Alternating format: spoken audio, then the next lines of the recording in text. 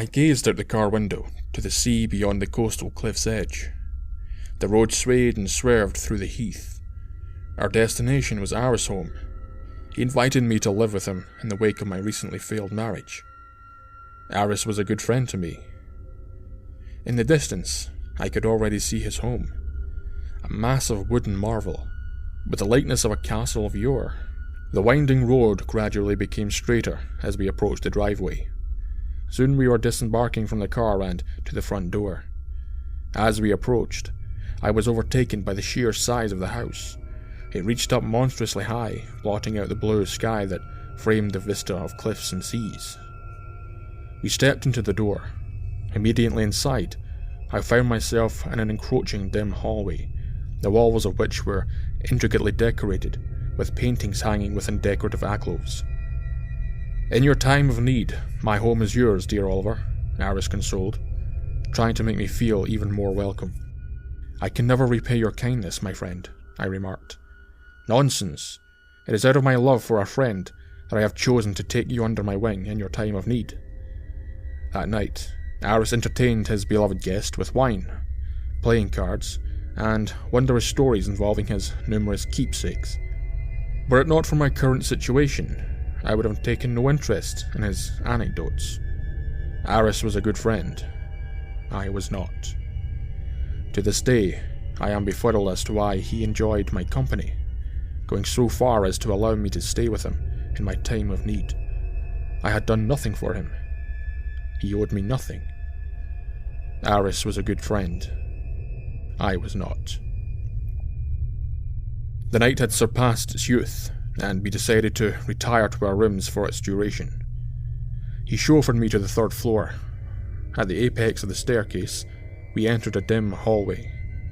There were 4 doors. To the left, there was 1 door. "This is my chamber here," he signaled to the door. "This one is yours." He pointed to the far door on the right. "And this is the bathroom." He pointed to the one next to it.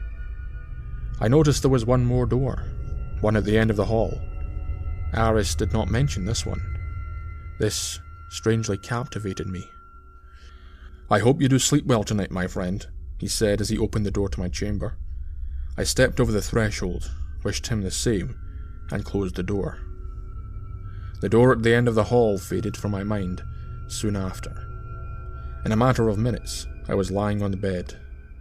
It cradled my withered body, the way only a mother or devout lover could.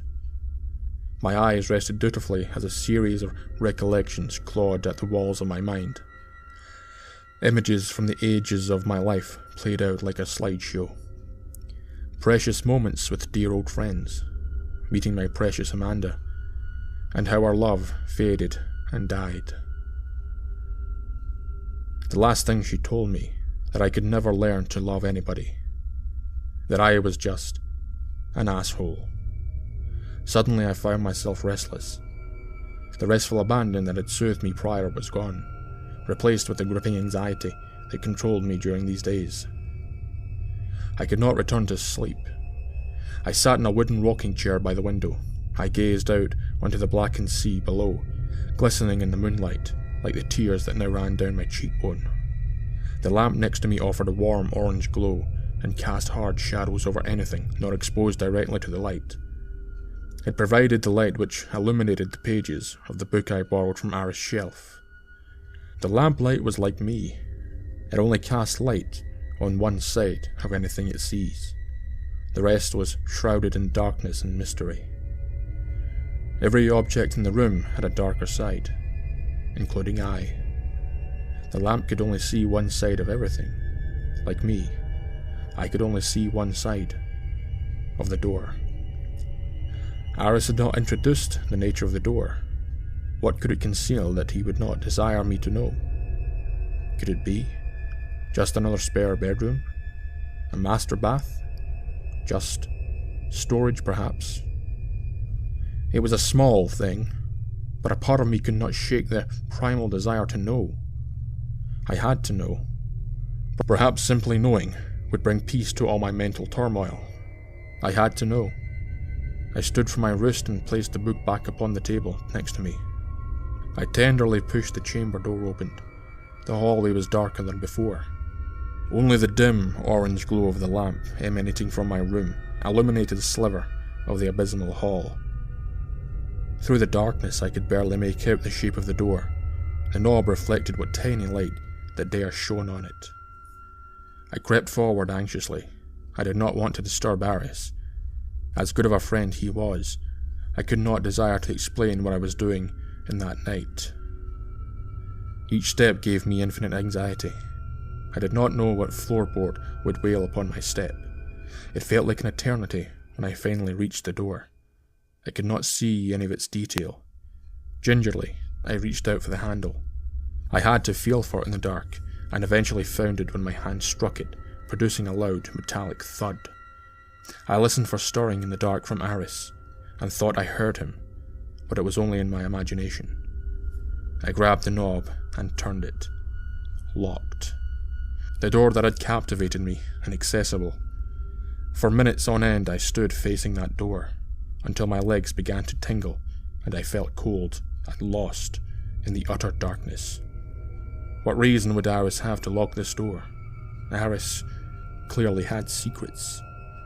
A good friend would respect his right to it, but I am not. I turned away from the door to face the hall. The only thing I could see was the light pouring out of my slightly ajar door. Standing here in the darkened hall, I felt naked, exposed. I could hear every pop of wood in the shifting and settling house. Every time I heard it, my heart would pound harder. I wanted to walk back into my room, but I felt like I was underwater, chained to a stone, drowning and immobile. Eventually, I finally built up the constitution to move again. I strode to my door and slipped in fluidly. Once again, I settled in my wooden chair. I sat and contemplated. What reason did Aris have to restrict his dearest friend from a portion of the house that he said is now mine as well? He had no right to restrict this from me. My mind began to wander to the infinite possibilities of what lay behind the door. Could Aris be a collector of rare, priceless artifacts? Perhaps a showcase is overthinking it. It could possibly be his treasury. Would he keep his wealth in such a room? That would certainly warrant locking the door. But what if it were not something so mundane? This, after all, was his home. This is his castle. All of his secrets, all of the actions he hides, his shameful desires. This was the place to enact them, if at all. Perhaps Aris held untasteful desires. Could he possibly be an nymphomaniac? Did the door hide some kind of debaucherous dungeon? I could see it through some means. Whether it be collecting concubines with his automobile, or convincing the unfaithful wives of friends, somehow he may amass an orgy to which he may escort into the room. One by one, they would fill the room and assume the positions according to Aris' erotic desires. Perhaps Aris had sealed away Amanda, my precious Amanda, and boasted a manhood superior to mine, and convinced her that I was an undesirable lover. I deemed that impossible.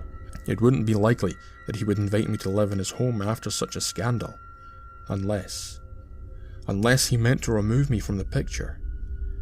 Was Aris planning to murder me to steal my Amanda? Did his mysterious room contain a chamber of torture? I could see that playing out in my head as well. I knew not how many best friends he had known before I could have been the last in the series of dear friends to be invited to his home, saboteured in the night, dragged down the hall into the room of death from which there was no return. Was my friend capable of this? Was he even my friend? I am no friend of his, therefore he is nary a friend of mine. He is my captor. He has captured me and plans to drag me into his room of murder. By God, how have I been so blind? That would explain his unnerving hospitality. He had no dues to pay me. I had not warranted his kindness. It must have been a farce. To capture me. Why else would he invite me in, and taunt me with the prospect of what lies beyond that goddamn door? The sound of a door creaking open snapped me back to alertness. Aris was coming for me. By God, I was not going to let this despicable wretch enact his plan of sadistic pleasure. His feet made the boards moan as he crossed the hall to my still slightly ajar door. Each second that elapsed made my heart beat more profoundly. Suddenly, the umbra of a man slid through the doorway. I panicked. I turned the lamp off. The warmth of the orange glow was replaced by the solemn shadowscape of utter darkness. The only light in the room was a small square of cold blue moonlight casted through the window. I grabbed the hardback book I'd been reading. In one fluid motion, I stepped forward and struck his head with the corner of the book. He instantly fell to the floor with a thud. Again, I bludgeoned his skull, and again, and again. I kept striking him until I could feel the hot blood pouring from his body like velvet, smooth and costly, pulling around his shoulders and my bare feet. There was no doubt that he was dead. He could not enact his dastardly plan on me, his stolen victim. I had outsmarted my vile captor. My mind was a blank for the first time tonight. I felt nothing, and many things all at once. I felt relief. I felt clever. I felt safe. I felt no fear of the law, for I was defending myself against an aggressor. I now had my chance to open the door. I was the only one there. There was no point now, only to prove or disprove my theory that I now realized was just that, a theory. Regardless, I found myself crossing the hallway into Aris' room. The key was easy enough to find with the light on. It was only in a drawer near the hallway door. I once again approached the mysterious door. In the dim light, it was difficult to find the keyhole, but find it I did. I slid the key in, turned it, and heard the click of the tumblers. I hesitated. What was the point now? I suppose it didn't matter. I turned the knob and pushed the door open. The room was dark, too dark to see. I felt for a light switch, found it, and flipped it to find a linen closet. My heart sank. There was no murder plot, no affair. I killed no captor. Just my only friend. He was a good friend. I was not. For the first time in my life, I felt completely guilty, so much so that I phoned the police and turned myself in. There I sat in the police station, blanket draped over me, teacup in hand. The police were thanking me, telling me I was a hero. In my hysteria about the door, the basement had never come into my mind. I had killed a renowned menace, who had kidnapped, abused, and murdered several men. I was next, but I thank God that I wasn't a good friend.